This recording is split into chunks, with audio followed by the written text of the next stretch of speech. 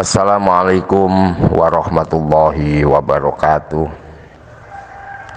Bismillahirrahmanirrahim. Alhamdulillahirabbil alamin wa bihi nasta'in ala umurid dunya waddin.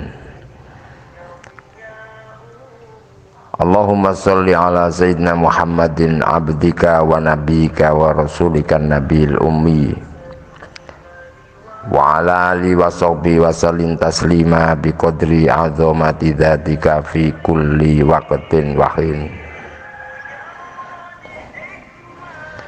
Rabbi shrahli sadri wa yassirli amri wahlul 'uqdatam min lisani yafqahu qawli, amma ba'd. Para kiai, ibu nyai, para gus, ustad, ustazah, sedaya sedulur jamaah pengaosan kitab Al-Hikam ingkang dirahmati kalian Allah. Mugi-mugi kula lan panjenengan tansah pikantuk ridho, pangapura, pituduh, pitulung, keselamatan, kesehatan, awake seger waras, bergas, akeh duit, akeh beras, masalah urusane tuntas, utang-utange lunas, dan bahagia tanpa batas.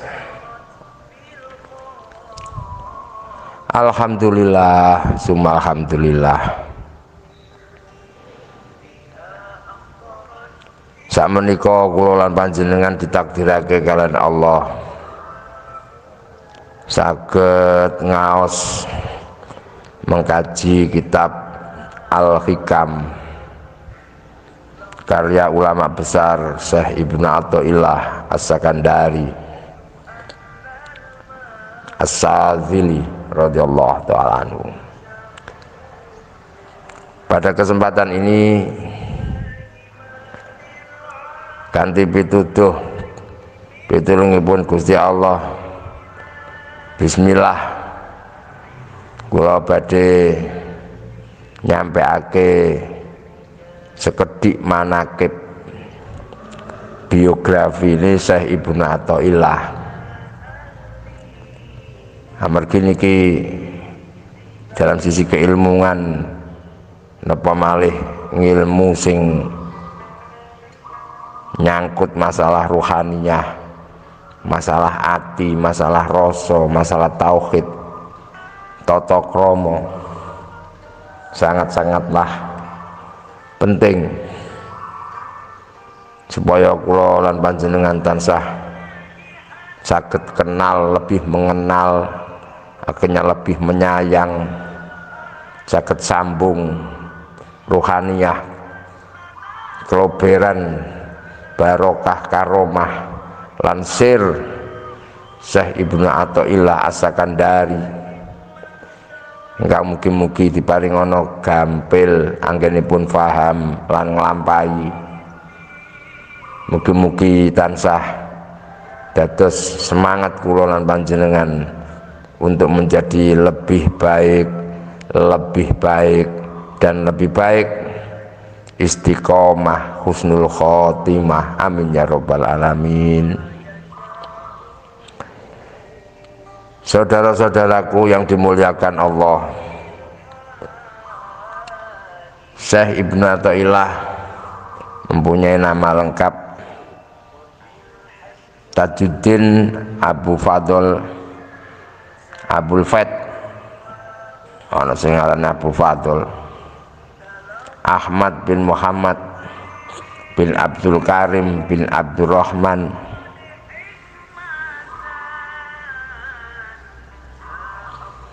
bin Athaillah As-Sakandari As-Sadzili Al-Maliki.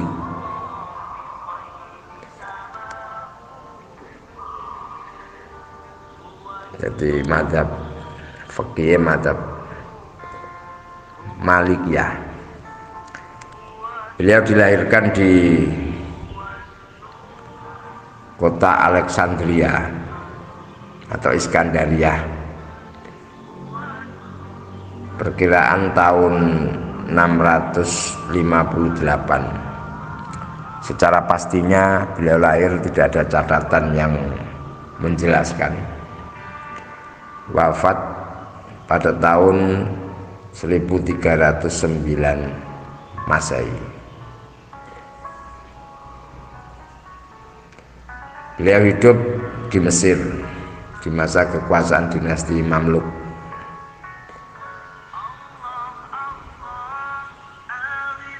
Julukan Iskandari itu merujuk pada kota kelahiran beliau. Malikiyah itu madzhab fikih beliau. Syadziliyah adalah thariqah beliau.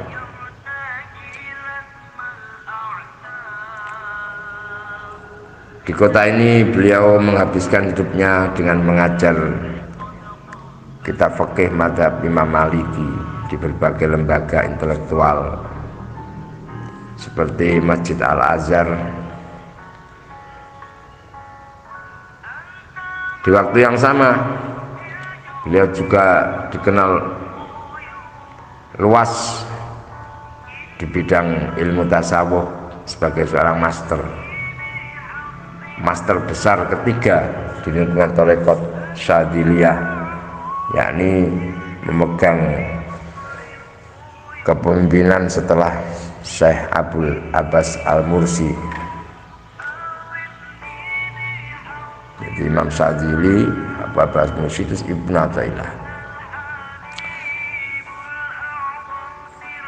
Sejak kecil beliau dikenal gemar belajar menimba ilmu dari beberapa syekh yang ada di sekitar situ. Samping keluarga juga sangat mendukung. Memang beliau dilahirkan di lingkungan orang-orang berilmu. Adapun gurunya yang paling dekat dan mewarnai hidup adalah Syekh Abul Abbas Ahmad bin Ali Al-Ansari Al-Mursi, yakni murid dari Syekh Abul Hasan Asy-Syadzili radhiyallahu ta'ala anhu, pendiri thariqat Syadziliyah, di mana kewalian Syekh Abul Hasan Syadzili sebagai Qutbil Ghaus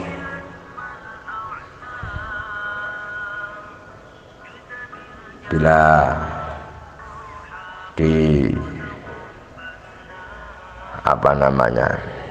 bukan dibanding ya, kalau diukur suatu ketika fana atau bako itu, Sayyidina Syekh Abdul Qadir Al-Jilani sempat berucap,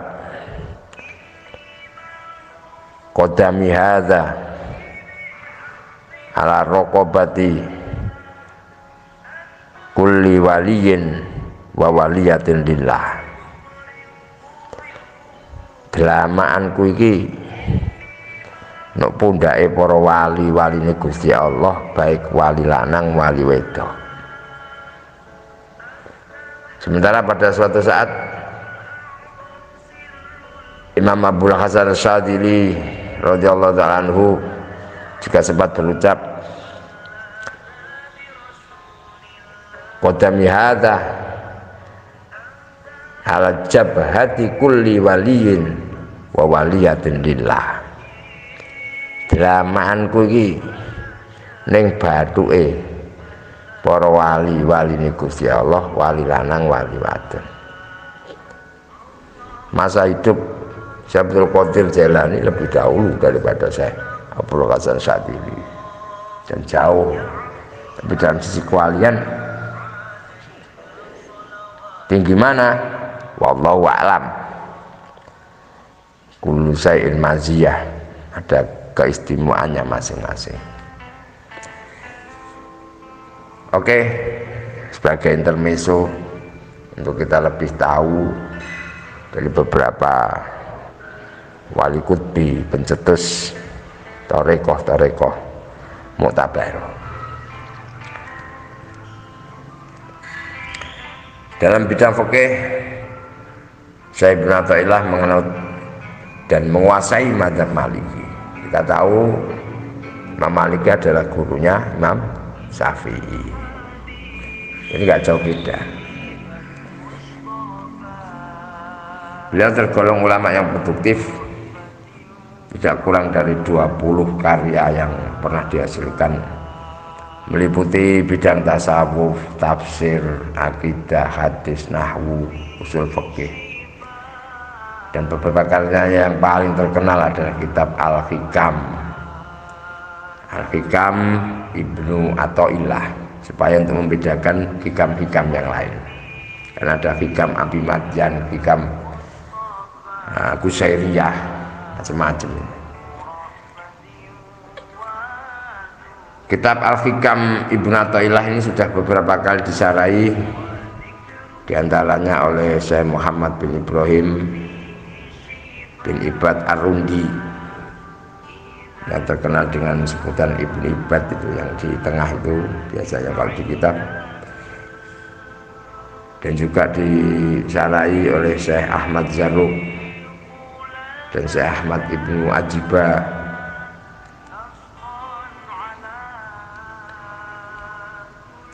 Beberapa kitab lainnya ditulis adalah kitab At-Tanwir fi Isqati Tadbir, Unwan Taufik, Bidak Bitorik, Miftahul Falah, Al-Qaul, Al-Mujarrad fil Asma,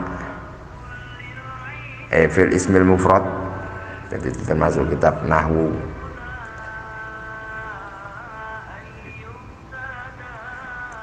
Kalau Al-Qaul, Al-Mujarrad fil Ismil Mufrad itu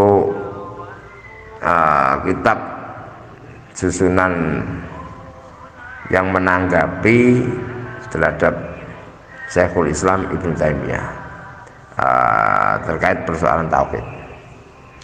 Karena Syekh Ibnu Athaillah dan Ibnu Taimiyah ini memang ulama besar yang hidup satu zaman. Memang biasa terlibat beberapa dialog, tapi dialog yang berkualitas, ada santun. Karena apa? Ibnu Taimiyah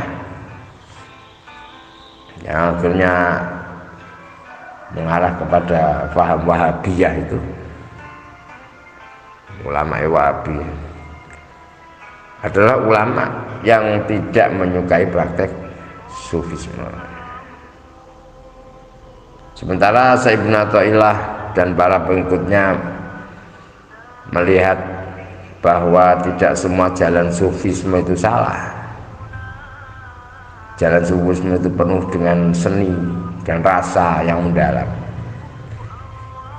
Karena kenyataannya mereka juga ketat dan taat dalam urusan syariat.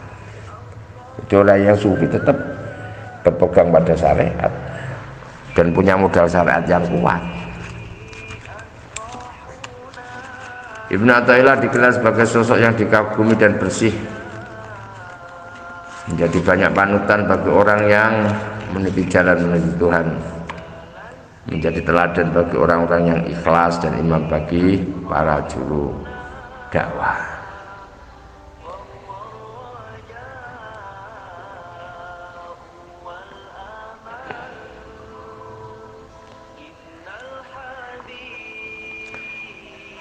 Kota Iskandariyah merupakan kota kelahiran sufi ini. Beliau tempat di suatu tempat keluarganya, tinggal bersama kakeknya yang juga sebagai pengajar.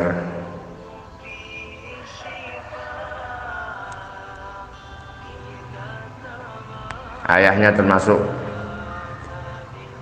satu masa dengan Syekh Abdul Hasan Sadili, pendiri Thariqah Sadiliyah. Itu diceritakan dalam satu kitab beliau, yakni kitab Lataiful Minan, yang insya Allah sekarang sudah kembang luaskan, dicetak di pondoknya Abuya Muhammad bin Yatim Banten.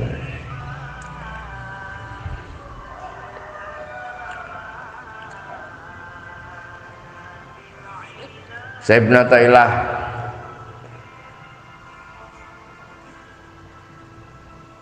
diceritani karo bapake. bapak ngandani saya Ibnu Athaillah ketika aku menghadap saya Abdul Hasan Sadili. Saya Abdul Hasan Sadili matur, demi Allah kalian telah menanya aku tentang suatu masalah yang tidak aku ketahui jawabannya, lalu aku temukan jawaban itu tertulis pada pena, tikar, dan dinding. Artinya apa yang akan terjadi pada Syekh Ibnu Athaillah itu sudah, sinyal-sinyal itu sudah diterima oleh Syekh Abu Hasan Sadili, disampaikan kepada ayah beliau. Jadi sono apa tetes limited edition.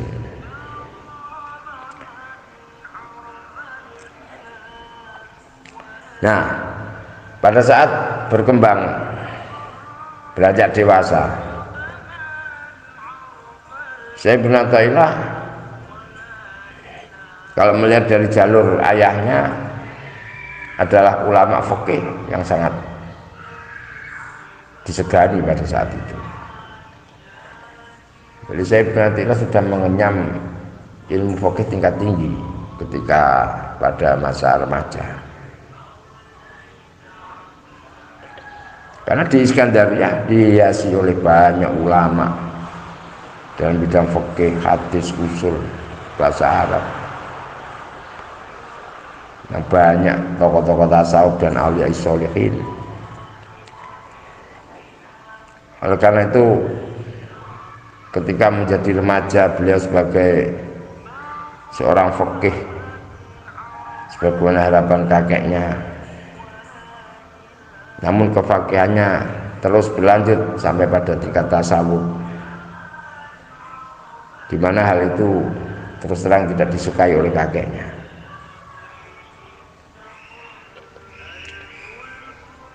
Diceritakan oleh beliau dalam kitabnya Lataiful Minan bahwa kakeknya adalah seorang yang tidak setuju dengan tasawuf, tapi mereka sabar akan serangan kakeknya itu sampai beliau bertemu dengan seorang guru yaitu Syekh Abul Abbas Al-Mursi, murid dari Syekh Abdul Hasan As-Sadili radhiyallahu ta'ala.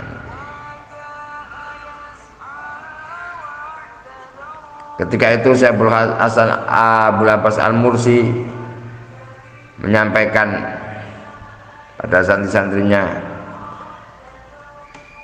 wahai santriku, kalau ada anak seorang alim fikih dari Iskandaria datang ke sini, tolong beritahu kepada aku. Wis oleh bocoran toko langit. Ketika Syekh Ibnu Athaillah datang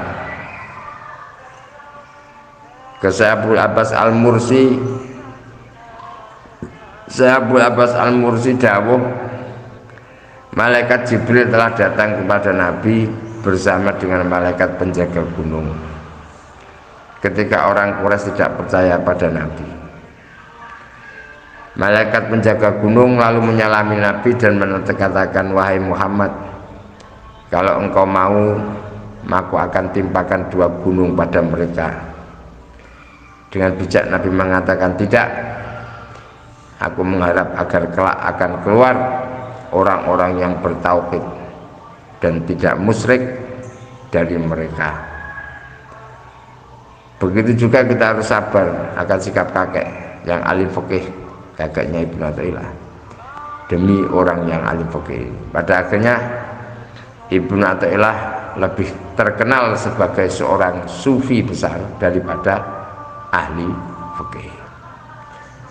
Namun menarik juga perjalanan hidupnya, dari didikan yang murni fikih sampai bisa memadukan fikih dan tasawuf. Oleh karena itu buku-buku biografi menyebutkan riwayat Ibnu Athaillah dibagi menjadi 3 masa. Masa yang pertama yaitu masa ketika beliau tinggal di Iskandaria sebagai pencari ilmu agama seperti tafsir, hadis, fikih, usul nahwu dan sebagainya. dari para alim ulama yang populer pada saat itu.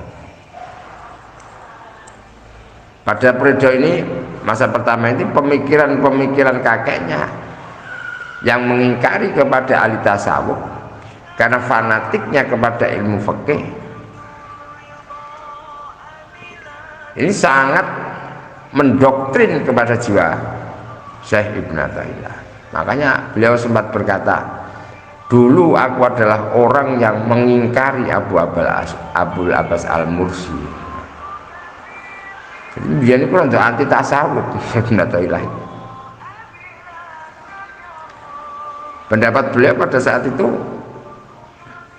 bahwa yang ada hanyalah ulama ahli dzikir, ahli zahir. Tapi mereka yang ahli tasawuf mengklaim adanya hal-hal yang besar, sementara zahir syariat ini adalah bungkus saja. Itu masa pertama. Jadi masa pertama beliau mengalami tekanan mental, juga tekanan dari kakeknya. Doktrin itu sangat kuat dari keluarga. Ini yang bisa jadi kita ambil kita petik pelajaran di sini. Masa kedua Syekh Ibnu Athaillah ini masa yang paling penting dalam kehidupan sang guru pemburu kejernihan hati ini. Masa itu dimulai sejak bertemu dengan gurunya, yaitu Syekh Abul Abbas Al-Mursi, mursyidnya, pada tahun sekitar 674 Hijriah. Itu umur pinten ini? Sudah masuk di, kalau 658 sekitar 22 ya. 20 tahunan lah. Dan itu berakhir dengan kepindahannya ke Kairo. Dalam masa ini sirnalah keingkarannya beliau terhadap ulama tasawuf ketika bertemu dengan Syekh Al-Mursi. Beliau udah pasrah, kagum dan simpati, dan akhirnya mengambil thariqah langsung dari gurunya Syekh Abul Abbas Al-Mursi, thariqah Syadziliyah.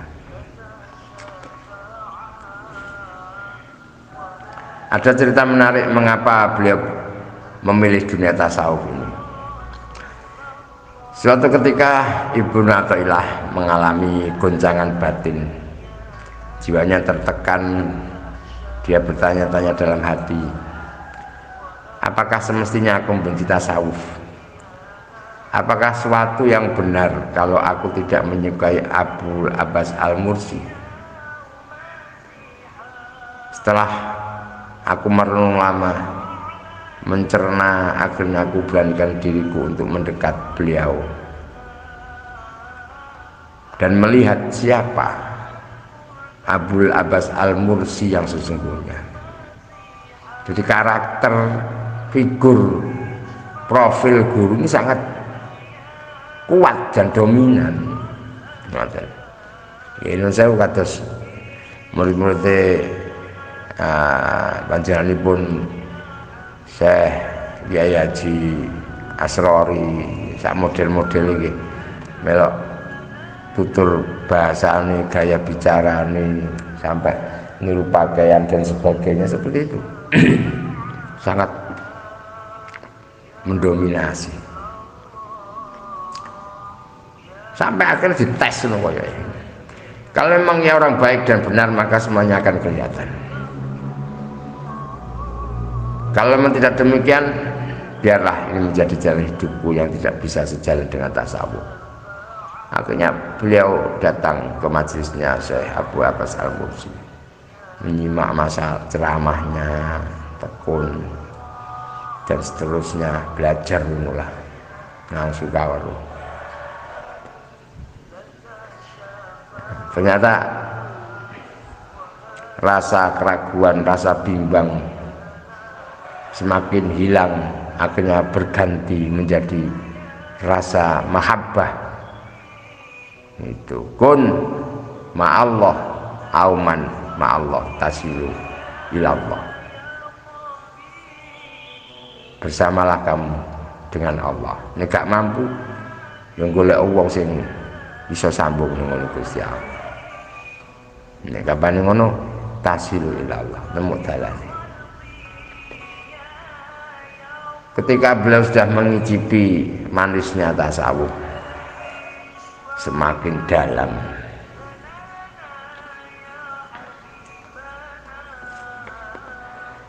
akhirnya beliau memutuskan untuk masuk dunia sufi secara total.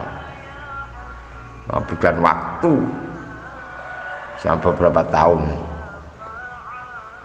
678 sampai 709, berapa tahun itu? 10 tahun lebih.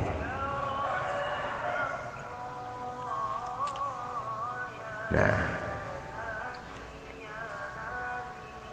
ketika menghadap Syekh Abul Abbas Al-Mursi, Syekh Ibnu Athaillah belum sempat mengutarakan apa yang ada di dalam hatinya, tiba-tiba Syekh Abul Abbas Al-Mursi sudah menyampaikan seperti ada tahu apa yang ada di dalam hatinya. Wahai Ibnu Athaillah, di kota Kaus aku mempunyai kawan namanya Ibnu Nasi. Dulu dia adalah pengajar di Kaus sebagai wakil penguasa. Dia merasakan sedikit manisnya thariqah Sadiliyah. Kemudian dia menghadap kepadaku, wahai Tuan, apakah sebaiknya aku meninggalkan tugasku sebagai pegawai negeri lah selesai, untuk aku berkhidmat kepada Allah. Kemudian aku melihat kepada Ibnu Nasi tadi, tidak demikian itu thariqah kita. Artinya tetaplah kamu sebagai pegawai, karena itu yang sudah ditentukan Allah kepadamu, gitu. Tapi terkait dengan urusan ubudiyah, kamu harus meluangkan waktumu sendiri. Jadi antara tajrid dan kasab itu adalah lakon yang harus dijalani. Banyak orang yang tajrid akhirnya tidak bisa menemukan jalan kepada Allah, tapi tidak sedikit orang yang kasab akhirnya menemukan jalan kepada Allah. Seperti Ibrahim bin Adham, Syekh Saleh Rojo, dan seterusnya banyak. Misalnya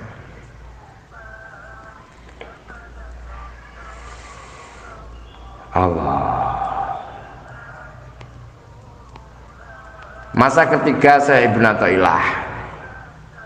Masa ini dimulai semenjak kepindahan beliau dari Iskandaria ke Kairo, yang akhirnya sampai beliau pindah ke haribaan Allah Subhanahu wa taala pada tahun 709 Hijriah atau 1000 berapa tadi? 1309 Masehi.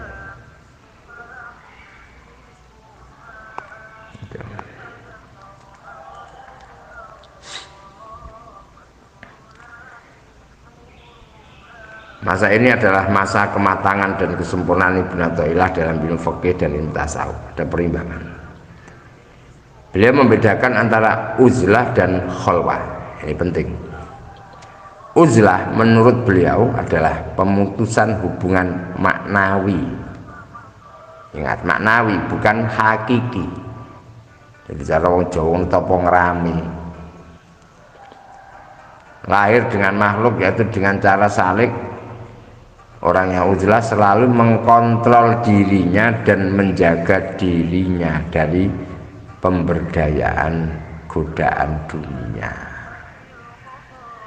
Yang ngono yang ngono, jadi pengusaha tetap pengusaha, tetap bengek, wae dikir ya dikir. Nah isa ya berusaha karo dikir. Ketika seorang sufi sudah mantap dengan uzlahnya, dan nyaman dengan kesendiriannya, ia memasuki tahapan kholwah. Nah, ini. Dan kholwah dipahami dengan suatu cara menuju rahasia Allah. Kholwah adalah fakir ilallah, merendahkan diri di hadapan Allah dengan pemutusan hubungan dengan selain Allah. Dalam kholwah ini ada trik. Ruangan yang bagus itu ya kira-kira ya cukup dhuwure lah, 2 meter lah. Sak dhuwure wong sing kholwat iku, dawane ambane sajadah. Yesus gak ono lubang sing matahari masuk, jauh dari keramaian, pintunya rapat. Tidak ada dalam rumah yang banyak penghuninya, sudah rame. Sempat tinggal Syekh Abu Abbas Al-Mursi tahun 686 Hijriah. Beliau menggantikan mengemban tugas Thariqah Sadiliyah. Itu pun beliau sebagai imam Thariqah, mursyid Thariqah, tetap mengajar di kota Iskandariyah, berpindah-pindah dari Kairo sampai di Masjid Al-Azhar. Syekh Ibnu Hajar menceritakan bahwa ketika Ibnu Athaillah berceramah di Al-Azhar dengan tema yang menenangkan hati, memadukan perkataan-perkataan kebanyakan dengan riwayat-riwayat salafus soleh dengan bahasa yang indah, Masya Allah, viral pengikutnya pakai. Ibnu Tagri juga demikian, memberikan kesaksian bahwa tidak sembarangan orang yang berhak duduk di kursi Al-Azhar itu, yang dihadiri oleh orang-orang sedunia. Beliau sampaikan ungkapan ahli hakikat dan orang-orang yang ahli thariqah. Termasuk beliau juga meninggalkan suatu madrasah, sekolahan pondok Al-Mansuriyah di Hai Al-Sogoh itu, yang akhirnya beliau juga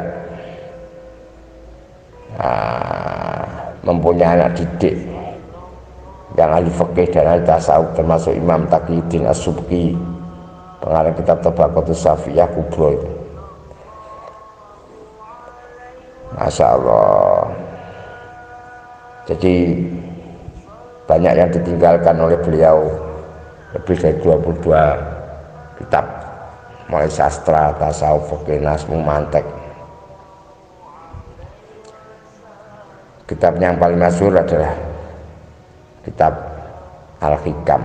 Ini diterjemahkan dalam berbagai macam bahasa, Inggris, Spanyol, Jepang, Melayu, Indonesia dan sebagainya, menyebar ke seluruh dunia, menunjukkan barokah kitab Al-Hikam.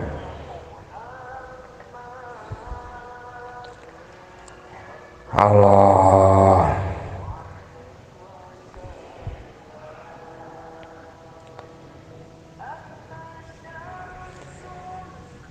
Saudara-saudaraku yang dirahmati oleh Allah,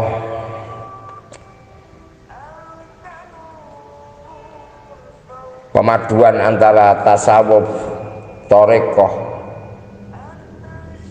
dan keilmuan fikih tertuang dalam pemikiran-pemikiran beliau,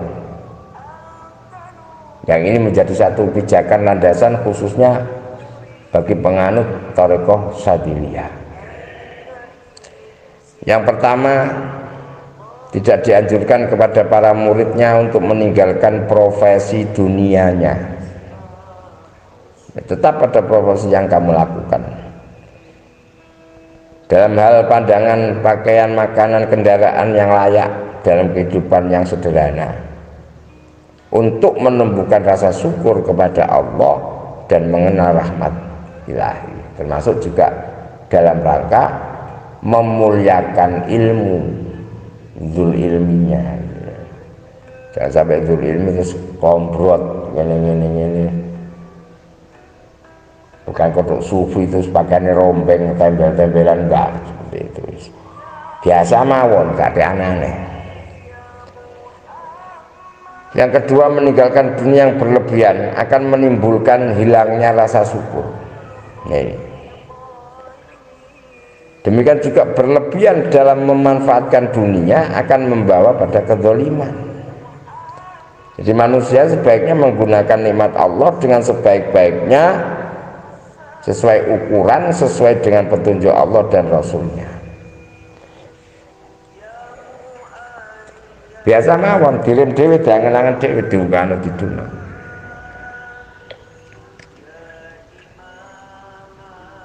Yang kedua, tidak mengabaikan penerapan syariat Islam. Umpama wis hakikat ngene sembahyang sakarepe dhewean, kecuali jadab. Gitu. Jadi beliau ini jalur sufi, jalur tasawufnya itu hampir searah dengan Imam Al-Ghazali. Tasawuf yang berlandaskan pada Al-Quran dan Sunnah, mengarah kepada asketisme, pelurusan, penyucian jiwa, tazkiyatun nafsi, pembinaan moral, akhlak. Jadi tasawuf yang cukup moderat sebenarnya, dan insya Allah bisa mengikuti segala zaman. Yang ketiga, penerapan tentang zuhud. Zuhud tidak berarti harus menjauhi dunia, karena kenyataannya banyak orang yang kaya tapi hatinya zuhud, dia tidak terpengaruh dengan kekayaannya. Ketika waktunya azan dia langsung berangkat sholat. Sementara banyak orang yang tidak memiliki harta dunia malah semakin kemerungsung dan tomak. Azan diabot penggawean. Nah ini kan repot. Jadi pada dasarnya zuhud adalah mengosongkan hati selain Allah, gitu. Dunia yang dibenci para sufi adalah dunia yang melengahkan dan memperbudak manusia, karena jeratan-jeratan dunia ini sangat dahsyat. Apalagi tingkah laku syahwat, keinginan yang tidak kunjung habis, tulul amal, tidak pernah puas, laibun walahun, ya. Yang keempat, tidak ada halangan bagi kaum salik untuk menjadi milioner yang kaya raya, asal hatinya tidak bergantung pada harta yang dimilikinya, gitu. Jadi aku terus melok tarekoe saya benar terus kudu marat, enggak. Suke silahkan, tapi harus bisa membawa diri. Dan harta itu juga dipakai untuk alat perjuangan.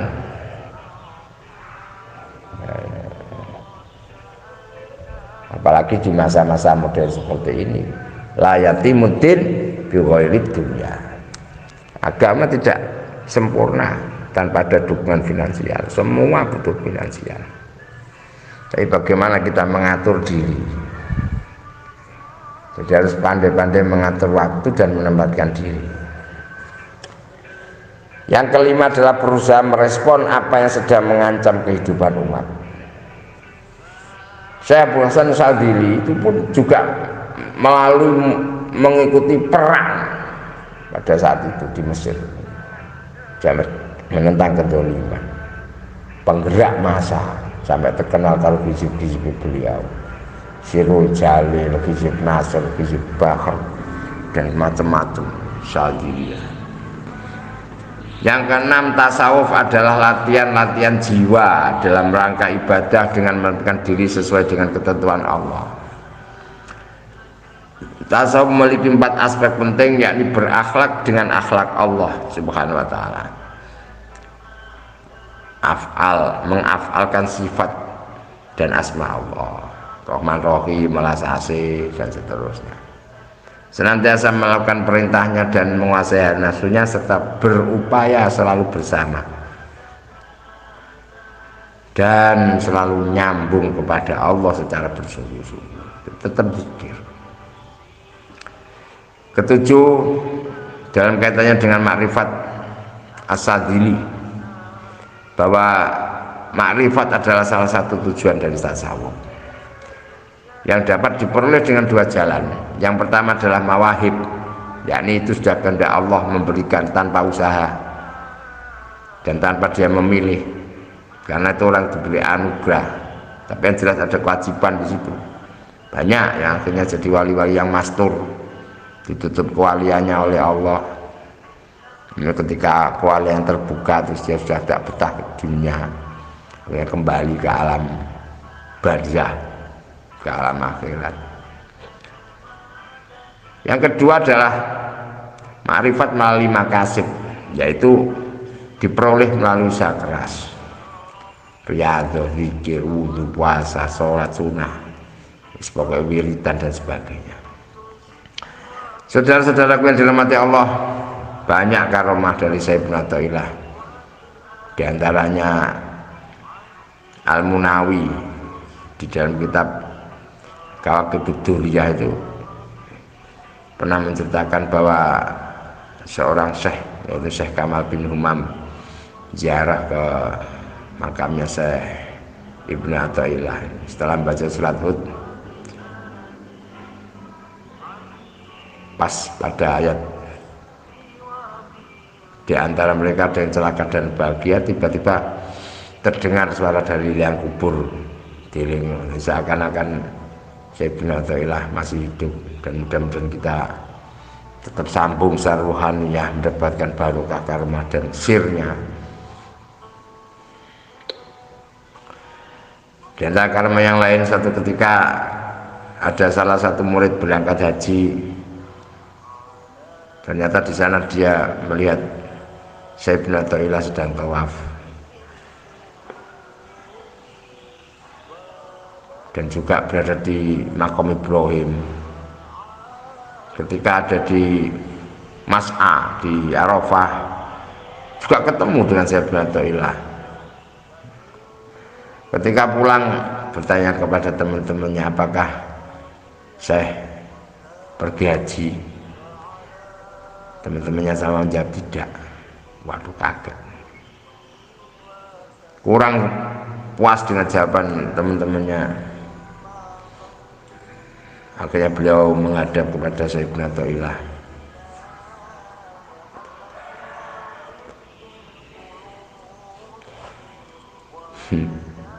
Belum sempat muridnya ini bertanya, Syekh Ibnu Athaillah sudah tanya, kamu melihat siapa saja? Dengan tersenyum, Al-Arif Billah mengatakan, orang kalau sudah dikehendaki Allah itu bisa memenuhi dunia. Seandainya saja wali kutub dipanggil dari dalam tanah, dari dalam kubur, dia pasti bisa menjawabnya. Masya Allah, sampai segitu. Sehingga pada tahun 709 Hijriah, Syekh Ibnu Athaillah intikal ilallah, wali besar yang tetap abadi nama dan kebaikannya, beralih ke alam barzah, lebih dekat dengan Sang Khalik, Sang Pencipta. Namun demikian Madrasah Al-Mansuriyah cukup beruntung, karena disitulah jasad mulianya beliau dikebumikan di daerah Kairo, dan tidak sepi-sepinya dari pengunjung. Dan mudah-mudahan kita yang betul-betul mengkaji kitab beliau, mendapatkan barokah beliau, karomah beliau, dan mudah-mudahan bisa ziarah ke makam beliau. Amin amin amin, Allahumma amin. Yang paling penting adalah bisa memperbaiki diri untuk menjadi lebih baik, lebih baik, lebih baik, istiqomah, husnul khotimah. Rabbi fanfa'na bi barakatihim wa dinal husna bi hurmatihim wa amitna fi tariqatihim wa mu'afati minal fitani. Kiranya itu yang bisa saya sampaikan sudah saya usahakan seringkas-ringkasnya, mudah-mudahan banyak guna manfaatnya. Hadza wal afu minkum. Wassalamualaikum warahmatullahi wabarakatuh.